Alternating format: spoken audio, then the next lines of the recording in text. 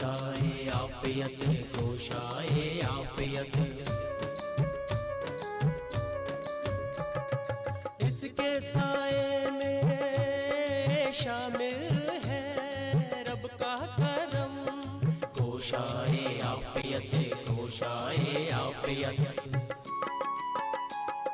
ऐ परिंदो मुबारक हो नीला गगन, और भौरों को महका हुआ यह चमन, और भौरों को महका हुआ यह चमन।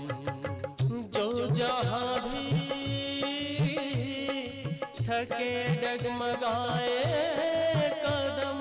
कोशाए आफियत, कोशाए आफियत, कोशाए आफियत प्रेमाशरम। कोशाए आफियत प्रेमाशरम। कोशाए आफियत, कोशाए आफियत, कोशाए आफियत, कोशाए आफियत। ये रोना धोना बंद कर। कैसे छोड़ दूं? तुम घी के लिए लड़े तो बेटा दूध के लिए लड़ाया। दरोगा साहब, ये लोग किसान नहीं है, शैतान है शैतान। देखा, वादा करके नहीं आए। तो कोई जासूस है क्या? नहीं नहीं, मैं जासूस नहीं हूँ साहब।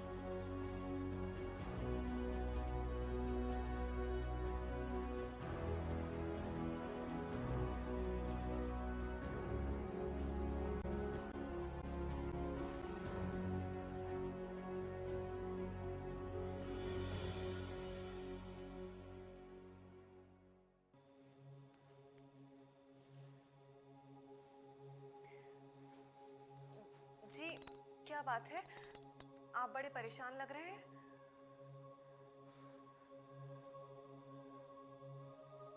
राय साहब की फिजूल खर्चियां बढ़ती ही जा रही हैं, और मुझे पता चला है कि जागीर पर कई लाख का कर्ज भी चढ़ गया है, फिर भी दौलत लुट रही है। जी उनकी दौलत है, वो जैसे चाहे वैसे खर्च करें, आपको क्या। ये उनकी खानदानी जागीर है, उन्हें विरासत में नहीं मिली, और खानदानी जागीर पर उनके वारिसों का भी हक होता है। किस वारिस की बात कर रहे हैं आप? माया शंकर की। मुझे मेरे बेटे के लिए किसी की दौलत नहीं चाहिए। जो भी उसकी किस्मत में होगा उसके बाप दादा की जायदाद से उसे मिल जाएगा, बस।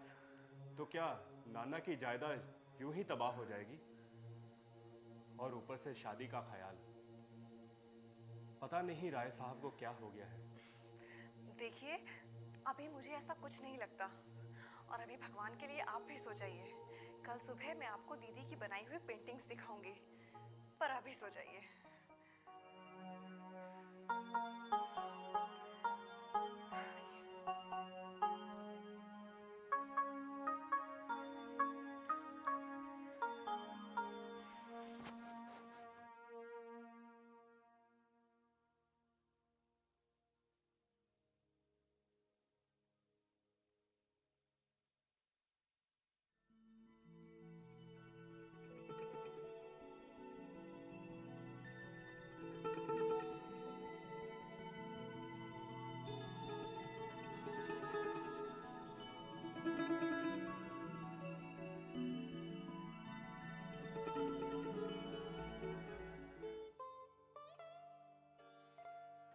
देख तो विद्या, इस साड़ी और गहनों में मैं कैसी लग रही हूँ?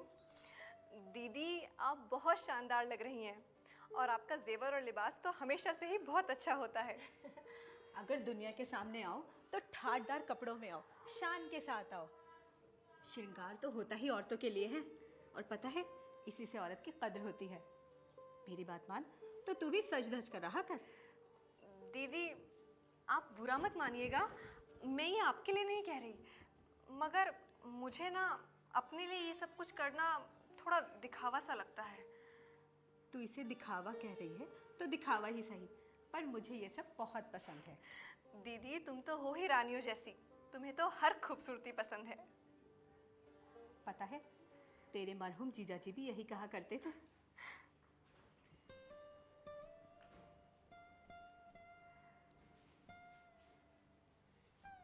अरे वाह, आपकी तस्वीर तो बहुत उम्दा है, ताज़ा ताज़ा खिंचवाई लगती है, पुरानी नहीं लगती। हाँ, बस कुछ अर्सा पहले ही लंदन से एक फोटोग्राफर आया था, बस उसी का कमाल है। अरे ये कमाल तो आपका है। जी जी अभी आई। मुझे बाबूजी बुला रहे हैं, मैं अभी आती हूँ। एक हम हैं के लिया अपनी ही सूरत को बिगाड़, एक वो है जिन्हें तस्वीर बना आती है।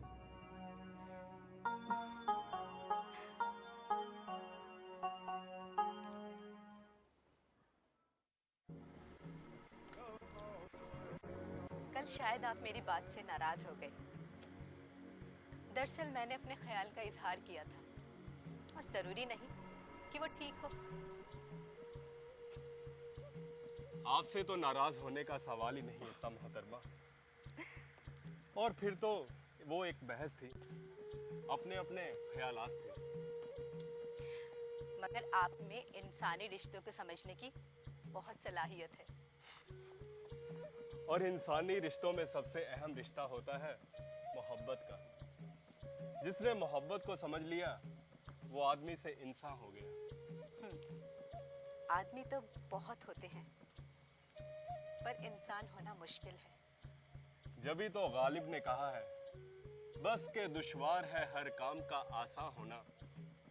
आदमी को भी मयस्सर नहीं इंसान होना। वाह, सुभान अल्लाह। आपकी तो शायरी पर भी पहुंच बहुत अच्छी है। जमींदारी के झमेले में शायरी की समझ तो गायब हो जाती है। सच पूछिए तो ये माहौल ही है जिसने मेरे जहन को तरोताज़ा कर रखा है। सच तो ये है कि इस माहौल की वजह से मुझे शेर याद आ रहे हैं। इस माहौल ने जमींदारे के सारे गम बुला दिए। दिल तो करता है कि आपसे बातें करता रहूं और ये वक्त यहीं ठहर जाए। आपके अंदर जिंदगी जीने का भरपूर जज्बा है। जिसने जीने का ख्याल छोड़ दिया वो जिंदा ही कहाँ रहा। आपकी बातों से जिंदगी के लुत्फ का ख्याल आता है, जिससे मैं आज तक बेगाना रहा। जमींदारे का काम जिम्मेदारियों का है, लुत्फ का नहीं। आप भी ये महसूस करते हैं, यही कैफियत मेरी भी है। अच्छा, आप ये बताइए कि आप जिंदगी के बारे में क्या समझती हैं? सोच में सादगी रहे, अमल में जिंदा दिली। बस यूं कहिए, जिंदगी जिंदा दिली का नाम है, मुर्दा दिल क्या खाक जिया करते हैं। आपकी सोहबत में तो जाने कब से किताबों में पढ़े हुए शेर याद आने लगे। जरा गौर फरमाइएगा, ये बज़्मे मैं है या कोताह दस्ती में है महरूमी, जो बढ़कर खुद उठा ले हाथ में मीना, उसी का है।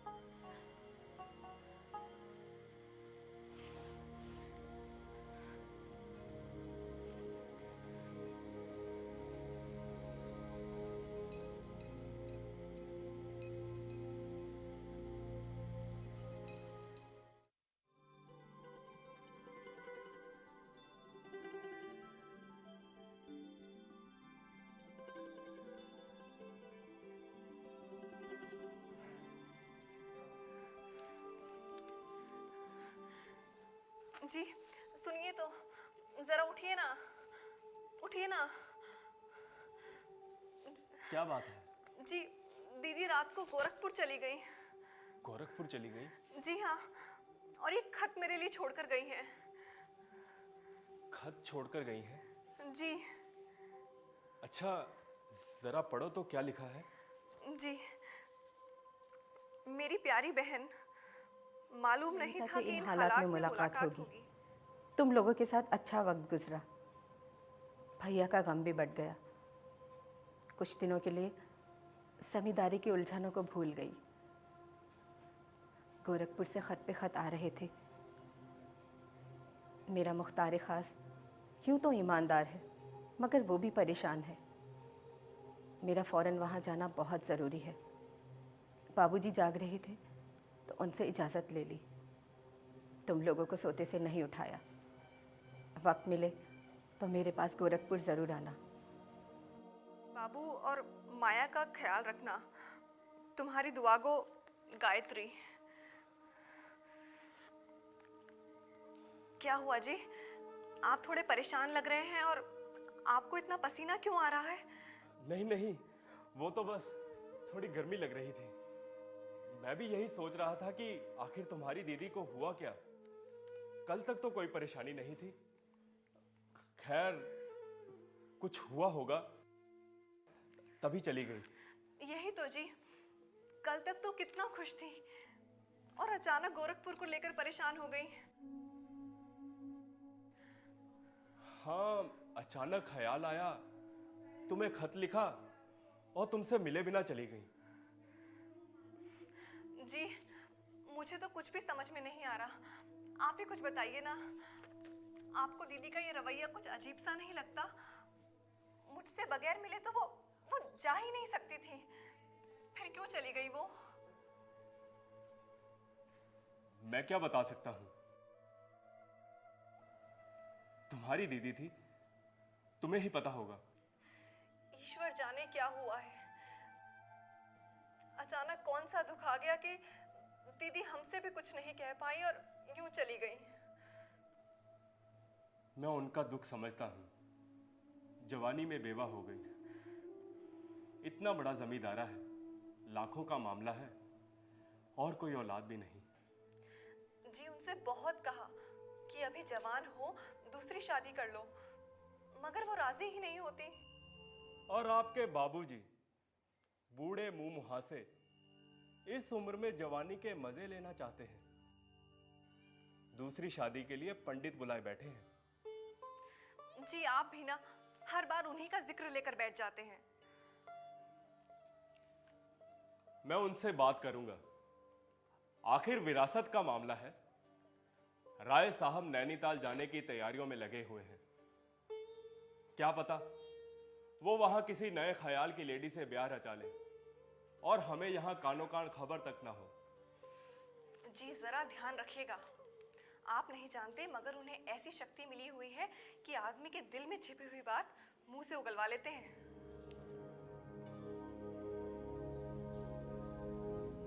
ओम नमः शिवाय। ओम नमः शिवाय।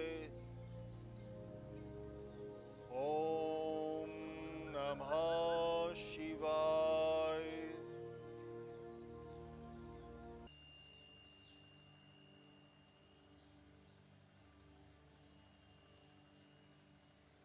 मैं जानता हूं कि तुम मुझसे कुछ कहना चाहते हो। मैं फुर्सत में हूं, कहो। मैं तो बस आपसे ये पूछना चाहता कि आप नैनीताल कब जा रहे हैं?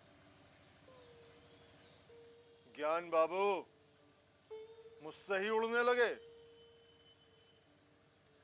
देखो, तुम्हारी निगाहें कुछ और कह रही हैं और तुम्हारी जबान कुछ और कह रही है।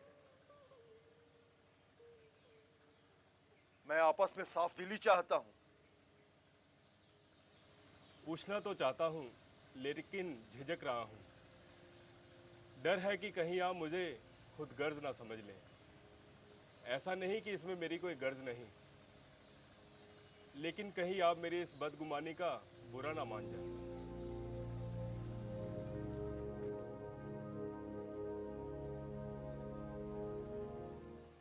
मेरी बदगुमानी का ख्याल मत कीजिए। मेरी तो सारी उम्र ही बदगुमानी की हवाओं में गुजरी। मैं बड़ी अजीब किस्मत का आदमी हूं। लोग मेरी कहनी और कथनी में फर्क समझते हैं। माफ कीजिएगा, पर मैं ऐसा नहीं सोचता। तुम नहीं, बहुत से लोग बदगुमानी करते हैं और मैं उनकी बदगुमानी का आदी हो गया। किसी जमाने में लोगों ने मुझसे ईसाई कहा, किसी ने नास्तिक, किसी ने अघोरी, किसी ने अंग्रेजों के सरकार का दोस्त और किसी ने रियाया का दुश्मन कहा।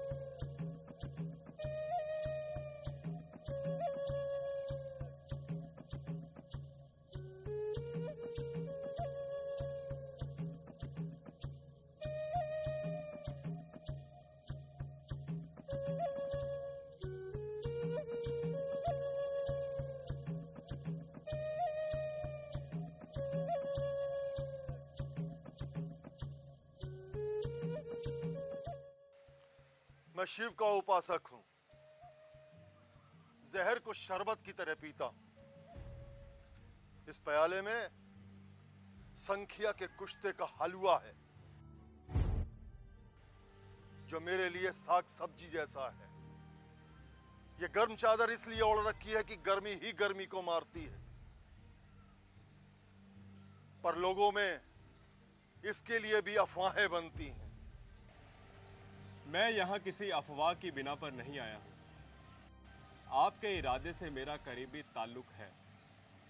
कोई भी फैसला करने से पहले आप मुझे कुछ कहने का मौका दीजिए। ज्ञान बाबू फिर से उड़ने लगे?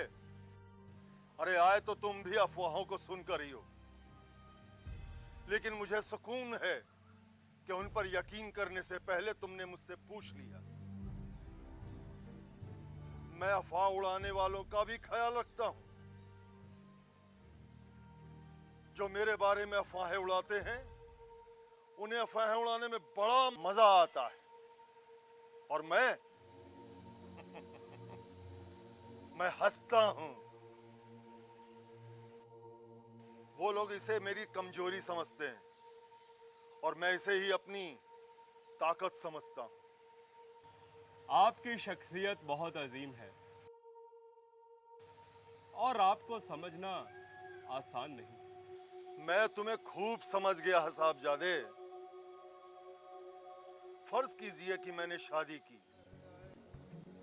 तो जरूरी नहीं कि उससे औलाद हो, और औलाद हो तो जरूरी नहीं कि लड़का ही हो। लड़का हो तो जरूरी नहीं कि वो जिंदा भी रहे। मेरी अर्ज थी कि मेरी बात अभी पूरी नहीं हुई। जी फरमाइए। तुम्हारा बेटा अभी छोटा है। तकदीर ने उसके लिए क्या लिखा है नहीं मालूम। तुम एक हवाई किले की बुनियाद पर अपनी उम्मीदों को बेजा बढ़ा रहे हो। मैं समझा नहीं। लेकिन मैं समझ गया। ज्ञान बाबू, क्या तुम माया शंकर के जरिए मेरी जायदाद चाहते हो? जी।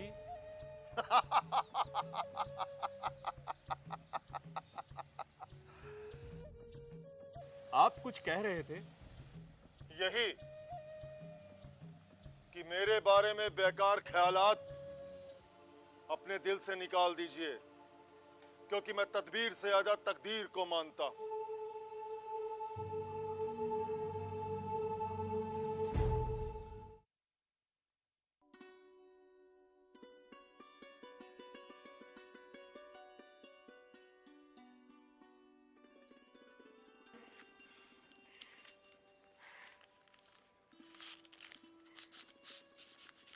विद्या। जी, क्या बात है? बहुत खुश लग रहे हैं।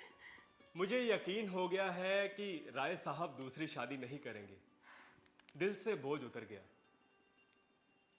ईश्वर करे कि तुम्हारे बाबूजी की उम्र लंबी हो, लेकिन उनके बाद उनकी जायदाद का इकलौता वारिस उनका नवासा यानी कि हमारा बेटा माया शंकर ही होगा, जो कि दुनिया का दस्तूर है। हाँ, अगर राय साहब दूसरी शादी कर लेते और उनके बेटा हो जाता तो हम कुछ नहीं कर सकते थे। अब सब ठीक है। जी, एक और खुशी की खबर है। अच्छा, आप सुनेंगे ना तो आपका दिल बाग बाग हो जाएगा। आज तो दिन ही खुशियों का है। बताओ। ये लीजिए खुशी की खबर, खत? पढ़िए ना।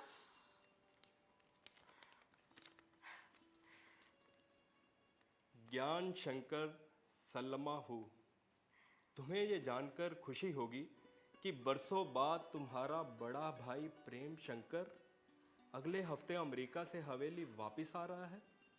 तुम लोग फौरन बनारस आ जाओ। तुम भाई हो, तुमसे ज्यादा खुशी किसे होगी। इस खुशी ने मेरी रातों की नींद उड़ा दी है। बस उसी का इंतजार है। जल्दी से आ जाओ। तुम्हारा दुआगो प्रभा शंकर।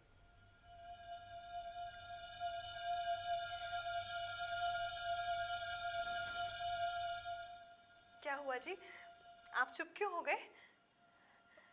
खबर तो खुशी की है, मगर फिक्र तो होती है ना। प्रेम भैया आएंगे, उनका इस्तेकबाल होगा, हवेली में जश्न भी होगा। मगर सोचता हूं कि इतने सालों में प्रेम भैया कहीं बदल ना गए। कैसी बातें करते हैं आप? बदल क्यों जाएंगे? पराए थोड़ी ना है, आपके अपने बड़े भाई हैं। हाँ भाई तो है, लेकिन सालों साल अमेरिका में रहे हैं और हम बनारस में रहते हैं। अब बनारस और अमेरिका की सोच में जमीनों आसमान का फर्क है। कैसे निभेगी? निभेगी क्यों नहीं? भाई हैं तो जरूर निभेगी। आप तो बस जल्दी से बाबूजी से इजाजत मांग लीजिए। मैं तो सोचती हूँ कि उनके आने का सुनकर श्रद्धा भाभी कितनी खुश होंगी। चलिए ना, बस जल्दी से बनारस चलिए। बाबूजी से कह दीजिए बस। हाँ हाँ, बाबूजी से तो कहना ही पड़ेगा। मैं उनसे बात करता हूँ। पता नहीं इस वक्त हवेली में क्या हो रहा होगा।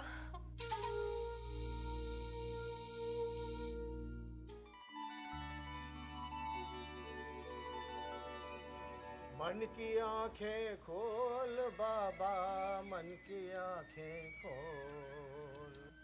मन की आंखें खोल बाबा, मन की आंखें खोल। कुछ समझे? आप ही की बंद है, आप ही खोलिए अपनी आंखें। तुम तो मंदिर में भी झगड़ा करती हो। दुआ कीजिए जी कि प्रेम खैरियत के साथ हवेली में पहुंच जाए। बहुत लंबा सफर है। ईश्वर ने चाहा तो सब अच्छा हो जाएगा। हाँ जी, हवेली के अच्छे दिन लौट आएंगे। हमारी श्रद्धा का घर भी आबाद हो जाएगा। हाँ, श्रद्धा बेटी, चलो पूजा शुरू करो।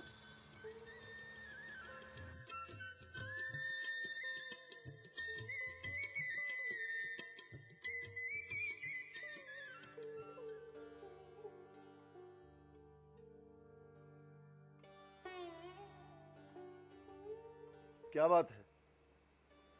तुमने अभी तक कपड़े नहीं बदले? क्लब नहीं चलोगे क्या?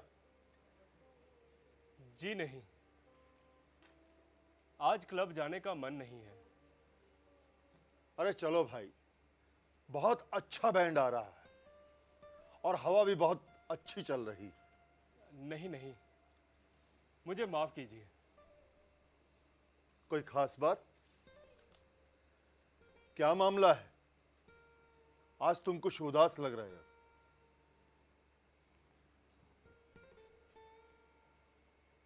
मैं वापस बनारस जाना चाहता हूं।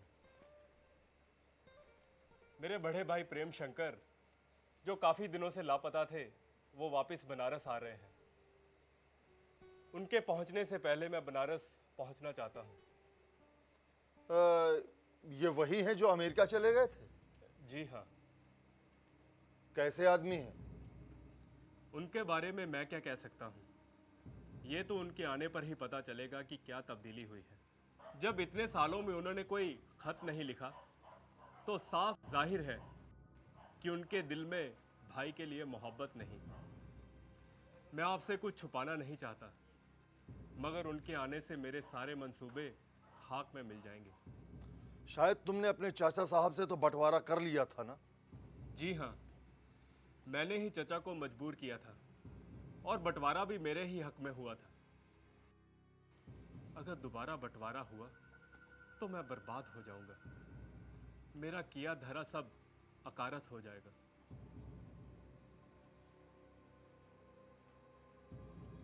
तो तुम सारे जमींदारे पर कब्जा करना चाहते हो?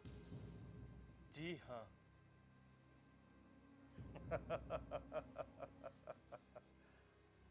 आप क्या कह रहे थे? कुछ नहीं। तुम बनारस जाना चाहते हो? तुम्हें इजाजत है। हवेली में सबको मेरी तरफ से दुआ कहना। मैं क्लब को जा रहा हूं।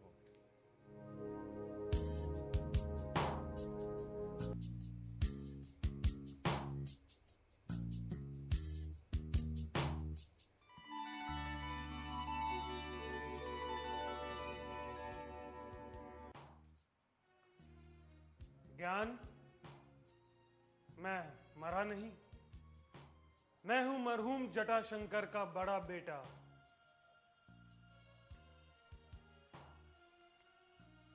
प्रेम शंकर।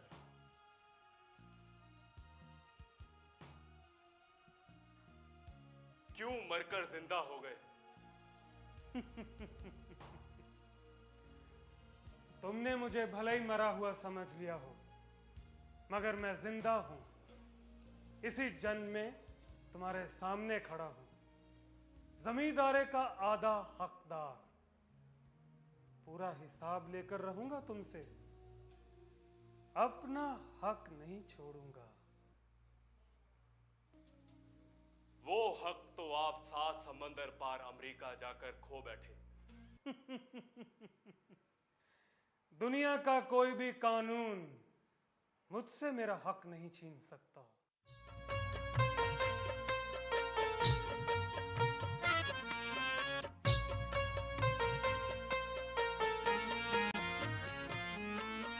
प्रेमाश्रम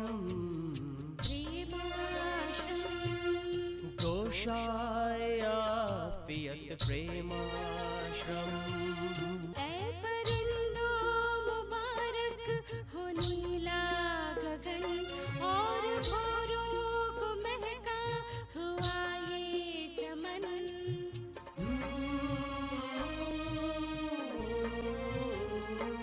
जो जहाँ भी थके डगमगाए कदम, जो जहाँ भी थके डगमगाए कदम।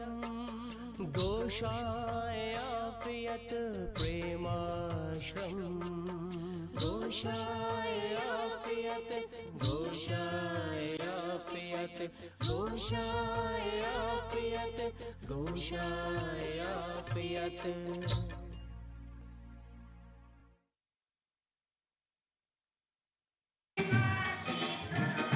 कैसा लग रहा है?